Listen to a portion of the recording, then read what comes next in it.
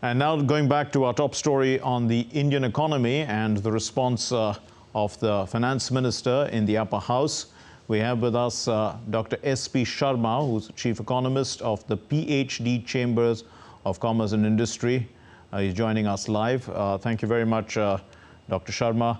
You know, the finance minister gave a comprehensive response. More than 1 hour she spoke. How is industry looking at the government's fiscal management? Yes, fiscal management is on the right path as our growth numbers are becoming more and more strong, and when the growth becomes strong, then the fiscal deficit is also addressed.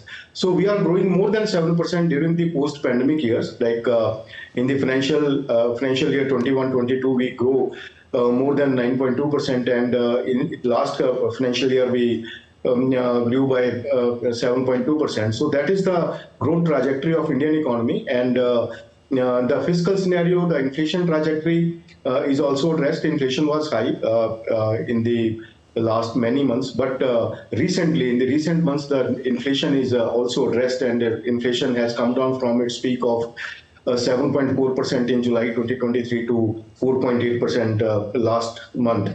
So yes. All the macroeconomic variables are very, very strong, and these are supporting the growth trajectory to move forward and to post new and new high growth. In the first quarter, we grew at the rate of 7.8%. In the second quarter, we grew 7.6%. So the overall, in the first half, the growth is 7.7%. That is a great thing which has happened in the Indian economy, as India has become the growth leader among the major economies. Indeed. But Dr. Sharma, you know, the country is, as the finance minister said, the second largest global producer of rice, wheat, sugarcane, groundnut. She talked about aquaculture, marine culture. What is the potential? I'm talking about agriculture and the primary sector and the allied activities. What is the potential here? Yeah, we have a great potential because during the last 5-6 years, if you observe the data, then our agricultural growth remains consistent more than 3%, which has happened first time during the last 75 years. Agricultural sector is not able to grow consistently more than 3% for many years. We observed in 1970s, 80s, that there was no consistent growth in the agriculture sector. If the agriculture grows at 3 or 4%, then next year there was a dip in the agriculture growth rate. But recently, during the last 4 or 5 years, the agriculture growth is consistent, growing more than 3%. And the agriculture exports, as you rightly said, that we are a number 2 producer in many commodities, and we are becoming prominent in the growth trajectory of our exports. Our exports are increasing in a significant way, and our exports were at around $30 billion in 2021, then 21-22, we were at $40 billion, and 22-23 last year we posted more than $50 billion exports. So we are becoming prominent in the global export trajectory in the agri and food products. But still we are only 0.7-0.8% of the global agriculture and food exports. So we have a lot of room to move forward and to enhance this number to the level of $100 billion and $200 billion in the coming times. So indeed, aspirations are high, and this will create a lot of employment opportunities for the rural segment and rural people, and provide opportunities for the rural enterprises in the segment of food processing industry. Yes. Dr. Sharma, also when we look at manufacturing, you know, we see that there's a big boost in mobile phones. That comes to mind immediately. But to what extent can the related electronics manufacturing ecosystem also increase?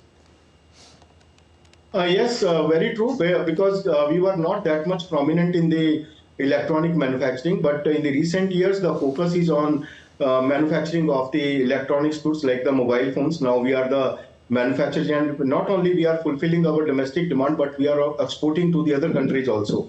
So the focus on ease of doing business is providing a great room for the manufacturers to expand their capacities and deploy more and more workforce in their respective factories for the more and more production and enhanced production possibilities. So manufacturing sector, I believe, is becoming prominent, and if during the last quarter, manufacturing growth was more than 10%. This was in high double-digit numbers. So that is indicating that our manufacturing sector is becoming strong and prominent, and that will support the growth at high level. So the ease of doing business and the ease of compliances, like government is removing the compliances from the system. Like 40,000 compliances have been removed during the recent years from the which were very, very tedious for the businesses. Yes. So the business processes are becoming easier, and more and more ease of doing business will put the manufacturing sector on high road, and that will become a great vehicle of India's growth story to become a 5 trillion, 10 trillion, or even $20 trillion economy in the coming times. So you talk about 5 trillion, 10 trillion, 20 trillion. Yes, that's talking about doubling. But do you see India's economy doubling in size by around 2030 from its current levels? Given, there's Gati Shakti in infrastructure, there's also growth in consumption. We are seeing 60% is already growth, consumption. There's digital presence across so many sectors. Yes, digital economy is providing a great support to the economy as processes are becoming easier, and we are number one in the digital transactions in the world economic system. We are more than China and US and other many economies in the Europe. So in the numbers, we will become a $4 trillion economy in the next financial year, and projections are that we will be a $7 trillion economy by 2030. The size of the economy will be the second largest in Asia and the third largest in the world economic system. So the GDP numbers are increasing consistently and in the high range, and the aspirations that we will become a 5 trillion, 10 trillion are going to become true in the next few years. So you talk about consumption levels increasing, but is there a rural-urban divide that is being bridged? I mean, what is the potential really of rural demand? Rural demand is a great growth driver of Indian economy because our consumption story happens in the rural segment. As 66% people still live in the rural areas, so that's why rural demand is very important and strong for the Indian economy. And as I said, the agriculture sector is growing in the higher trajectory. So when the agriculture sector grows in a high trajectory and consistent growth happens in the agriculture sector, then that provides a great support to the rural demand. And government's programs like the social schemes, like the direct benefit transfers, are also supporting the rural demand. I think the rural demand will become more and more strong in the coming times as the global macroeconomic environment is going to be settled in the coming times, and inflation trajectory is also coming down, and the price pressures will not be there, and then the rural demand will become more and more prominent and supportive for the overall growth trajectory of Indian economy. We leave it there. Thank you very much, Dr. S.P. Sharma, Chief Economist of the PhD Chamber of Commerce. Thank you for putting that into context for us.